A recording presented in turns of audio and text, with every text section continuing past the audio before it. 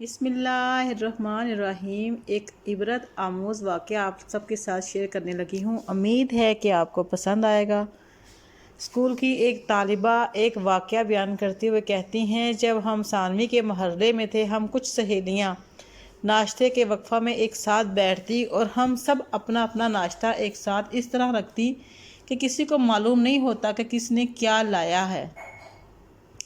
ایک غریب و نادار بچی بھی تھی جو مدرسہ پڑھتی تھی، جو ناشتے میں کچھ بھی نہیں لاتی تھی۔ میں نے اسے اپنے ساتھ ناشتے میں بیٹھنے کے لیے آمادہ کر لیا، کیونکہ مجھے پتا تھا کہ وہ کچھ بھی لے کر نہیں آتی اور ہمیشہ بھوکی رہتی ہے، کیونکہ ہم لوگوں میں کسی کو نہیں معلوم ہوتا تھا کہ کس کا کون سا ناشتہ ہے۔ اسی طرح مدرسے کے ایام گزرتے رہے، یہاں تک کہ ثانوی سے ہمارے فراغت کا وقت قریب آ گیا۔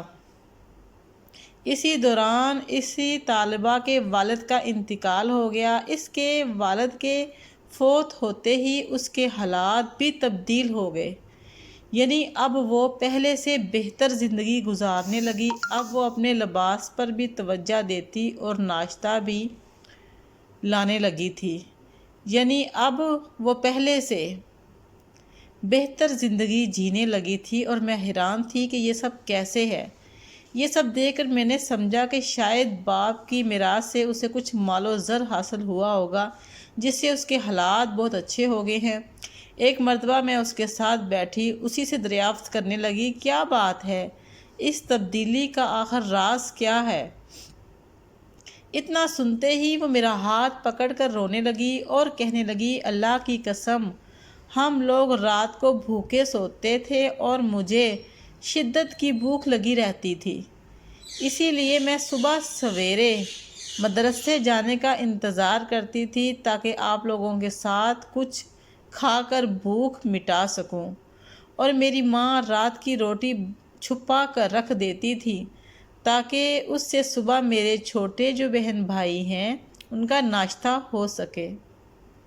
اسی لیے میں صبح کچھ بھی کھا کر نہیں آتی تھی، صبح سویرے جان بوجھ کر مدرسہ نکل جاتی تھی تاکہ میرے بھائی میرے حصے کا بھی ناشتہ کر لیں۔ ہم اتنے غریب تھے، ہمارے پاس کچھ ناشتے کے لیے بھی نہیں ہوتا تھا، اور اب جب کہ میرے والد صاحب فوت ہو چکے ہیں، اب گرد و پیش کے ہمارے عزیز و اقارب، جاننے والے اور دوست احباب سب ہمارا بڑا خیال رکھتے ہیں، کیونکہ اب ہم یتیم ہو چکے ہیں۔ میری بڑی تمنا تھی کہ میرے ابو جان اپنی زندگی میں پیٹ بھر کر کھانا کھا لیتے۔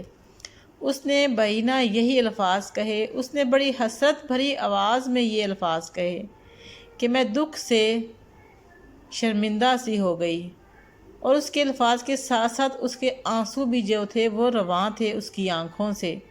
اس نے کہا، ہمارے ابو جان فوت ہوئے تب لوگوں کو معلوم ہوا کہ ہم واقعی محتاج ہیں اور ضرورت مند ہیں۔ ان کی زندگی میں ہمارا کوئی بھی پوچھنے والا نہیں تھا۔ وہ یہ سب باتیں کہتے ہوئے بلک بلک کر رو رہی تھی، اور میں اس کے ان آنسوؤں کی گرمی آج بھی محسوس کرتی ہوں۔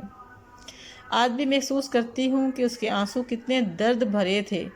کیا ضروری ہے کہ غریب انسان جب مر جائے تبھی مالداروں کو اس کے یتیم بچوں کی غربت کا احساس ہو؟ لوگوں کو کیا ہو گیا ہے آج کل؟ کہاں ہیں ان کے صدقے؟ کہاں ہیں ان کی زکوٰۃ؟ اور کہاں ہے صلہ رحمی؟ کہاں ہے پریشان حال کی امداد؟ اور کہاں گئی شفقت و ہمدردی؟ پیارے آقا رسول صلی اللہ علیہ وآلہ وسلم فرماتے ہیں، ہر روز صبح کو 2 فرشتے نازل ہوتے ہیں، ان میں سے ایک کہتا ہے، اے اللہ، خرچ کرنے والوں کو نعم البدل عطا فرما، اور دوسرا کہتا ہے، اے اللہ، نہ خرچ کرنے والوں کے مال کو تباہ برباد کر دے۔ ایسے گھرانوں کی دیکھ بھال کریں جو اپنی خودداری کے سبب کسی کے سامنے ہاتھ نہیں پھیلاتے، اپنے عزیز و اقارب، اپنے پڑوسیوں اور اپنے دوست احباب کی خبر گیری کیا کریں۔ ان میں سے بہت سارے لوگ ایسے ہوتے ہیں جنہیں نہ جاننے والے مالدار خوشحال سمجھتے ہیں، جبکہ ان کے حال بہت برے ہوتے ہیں۔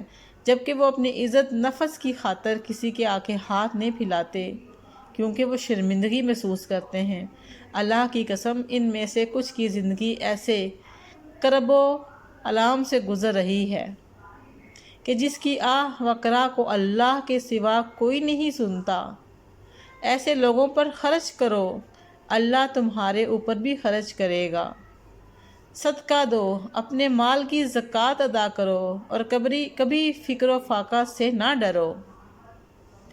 صدقہ کے ذریعے اپنا ہاتھ ڈھیلا رکھو، اللہ تعالیٰ تمہارے اوپر سے مصائب و آفات پریشانیوں کو دور کر دے گا۔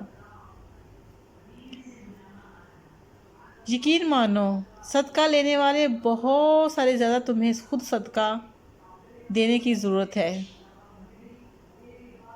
امید ہے کہ ویڈیو پسند آئی ہوگی۔ پسند آئی تو لائک کر دیجیے گا، چینل کو سبسکرائب کر دیجیے گا۔